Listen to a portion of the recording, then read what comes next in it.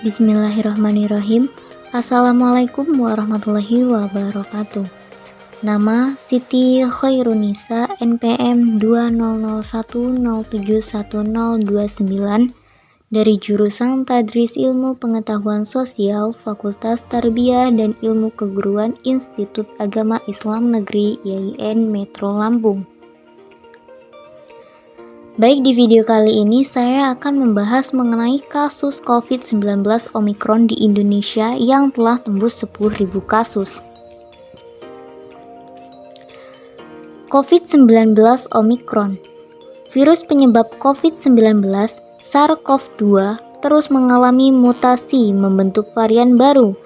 Varian terbaru yang telah terdeteksi yaitu varian Omikron, yang dikenal sebagai varian B11529. Varian ini pertama kali dilaporkan di Afrika Selatan pada tanggal 24 November 2021 dan saat ini telah menyebar ke seluruh dunia. Saat ini, World Health Organization atau WHO telah mengklasifikasikan varian Omikron sebagai VOC. Klasifikasi ini berdasarkan ditemukannya sejumlah besar mutasi pada varian ini dan beberapa di antaranya mengkhawatirkan. Penelitian awal menunjukkan adanya peningkatan resiko infeksi ulang pada varian ini dibandingkan varian VOC lainnya. Setelah itu, varian ini juga menunjukkan pertumbuhan yang cepat. Berdasarkan hal tersebut, varian ini akan memberikan dampak yang merugikan secara epidemiologi. Pandemi COVID-19 memberikan dampak yang cukup signifikan dalam penurunan kualitas hidup manusia dalam berbagai aspek, baik fisik, psikologis, maupun lingkungan. Dampak langsung dari pandemi COVID-19 ini di aspek kesehatan. Pada aspek kesehatan, dampak pandemi COVID-19 adalah tingginya jumlah kasus positif dan kematian akibat COVID-19. Kasus COVID-19 Omikron telah tembus 10.000 di Indonesia.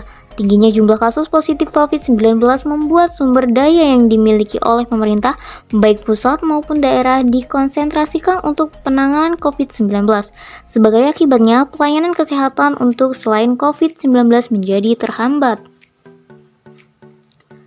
COVID varian Omikron memiliki kecepatan penularan yang tinggi hingga mencapai 5 kali lipat dari varian sebelumnya, termasuk varian Delta. Keparahan penyebab penyakit akibat varian ini umumnya derajat ringan. Penularan lebih mudah terjadi pada individu yang belum mendapatkan vaksin dan hal tersebut juga dapat menyebabkan timbulnya penyakit pada pengobatannya. Gejala pada penderita usia muda cenderung lebih ringan. Progresifnya memerlukan waktu beberapa hari, seminggu. Semua varian SARS-CoV-2 dapat menyebabkan keparahan penyakit atau kematian, khususnya pada penderita yang memiliki comorbid. Namun, penderita Omikron memiliki kebutuhan perawatan di rumah sakit, rawat inap atau ICU yang lebih rendah dari varian sebelumnya. Penderita anak-anak memiliki kebutuhan perawatan rumah sakit yang lebih tinggi dari varian sebelumnya, namun sebagian besar adalah derajat ringan dan memiliki resiko rendah. Total kasus COVID-19 akibat Omikron di Indonesia saat ini 5.227. 1.879 adalah pelaku perjalanan luar negeri (PPLN) dan 3.348 adalah non-PPLN atau transmisi lokal.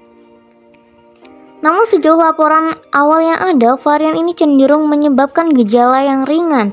Selain itu, berdasarkan data klinis lainnya, jumlah rawat inap diperkirakan lebih tinggi pada COVID-19 varian Delta. Di sisi lain, varian Omikron turut diduga meningkatkan kejadian infeksi berulang. Artinya, orang yang sebelumnya pernah terinfeksi virus corona varian apapun lebih beresiko terinfeksi ulang dengan varian Omikron. Namun, berbagai laporan kasus yang sudah terkumpul menunjukkan bahwa kebanyakan kasus infeksi virus corona varian Omikron menimbulkan gejala COVID-19 ringan atau bahkan tidak menimbulkan gejala sama sekali. Langkah-langkah yang paling efektif yang dapat dilakukan individu untuk mengurangi interaksi dan mencegah COVID-19 termasuk varian Omicron adalah yang pertama, menjaga jarak fisik minimal 1 meter dari orang lain. Yang kedua, memakai masker dengan benar. Kemudian, membuka jendela untuk meningkatkan sirkulasi udara di dalam ruangan. Yang keempat, menghindari ruangan yang ramai dan berventilasi buruk. Yang kelima, mencuci tangan dengan sabun dan air. Dan yang terakhir, menerapkan etika bersin dan batuk, mendapatkan vaksin COVID-19 hingga dosis penuh. Dampak dari COVID-19 Omicron, pandemi ini menyebabkan beberapa pemerintah daerah menerapkan kebijakan pembatasan sosial berskala besar (PSBB) yang berimplikasi terhadap pembatasan aktivitas masyarakat termasuk aktivitas ekonomi, aktivitas pendidikan, dan aktivitas sosial lainnya. Menurutnya berbagai aktivitas ini berdampak pada kondisi sosial ekonomi masyarakat, khususnya masyarakat rentan dan miskin. Oleh sebab itu, pemerintah baik di tingkat pusat maupun daerah mengeluarkan berbagai kebijakan untuk mengurangi penyebaran COVID-19 serta kebijakan-kebijakan yang bersifat penanggulangan dampak sosial dan ekonomi akibat pandemi ini. Kendati demikian, pelaksanaan sebagai kebijakan ini perlu dipantau dan dievaluasi untuk mengetahui efektivitasnya. COVID-19 ini masih meningkat pesat dan akibat dari pandemi ini adalah gejolak dan perlambatan ekonomi nasional secara masif sehingga berpotensi mengakibatkan krisis ekonomi yang serius. Berbeda dari krisis-krisis ekonomi sebelumnya, krisis karena pandemi ini yang terkena dampak besar adalah usaha mikro. Kebutuhan insentif lanjutan pada kekuatan utama ekonomi nasional untuk pemulihan ekonomi di usaha mikro, pariwisata dan pangan. Selain itu dibutuhkan juga penguatan fiskal sebagai syarat mitigasi dan kebijakan moneter lebih longgar dalam bentuk relaksi kredit dan pembiayaan kepada pelaku usaha di sektor ekonomi utama dan mikro. Dampak ekonomi akibat pandemi COVID-19 selanjutnya dapat memicu dampak dan aspek yang lain seperti aspek sosial. Penduduk miskin merupakan salah satu kelompok yang paling rentan merasakan dampak pandemi COVID-19. Tingginya jumlah kasus positif COVID-19 membuat sumber daya yang dimiliki oleh pemerintah baik pusat maupun daerah dikonsentrasikan untuk penanganan COVID-19.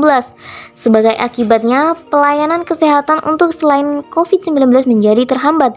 Selain itu, penurunnya layanan kesehatan juga mempengaruhi oleh sikap pengguna layanan kesehatan yang merasa khawatir untuk mengakses layanan kesehatan. Selain memberikan dampak di bidang kesehatan, pandemi COVID-19 juga memberikan dampak yang besar di segala aspek kehidupan. Namun demikian, dampak yang cukup dirasakan adalah dampak dalam bidang ekonomi. Kemudian berikut ini merupakan sebaran provinsi yang ditemukan dari seluruh kasus VOC di Indonesia. Yang pertama yaitu ada varian Omicron yang mencapai 10.055 kasus yang ada pada 32 provinsi. Kemudian yang kedua varian Delta mencapai 8.670 kasus yang ada pada 33 provinsi. Kemudian ada varian Alpha 83 kasus yang berada pada 13 provinsi. Kemudian yang terakhir yaitu varian Beta 22 kasus yang berada pada 4 provinsi. Baik, itu tadi yang dapat saya sampaikan. Kepada semuanya, jangan lupa untuk tetap mematuhi protokol kesehatan dan jangan lupa selalu memakai masker. Saya ucapkan terima kasih dan saya akhiri. Wabillahi taufiq wal hidayah. Wassalamualaikum warahmatullahi wabarakatuh.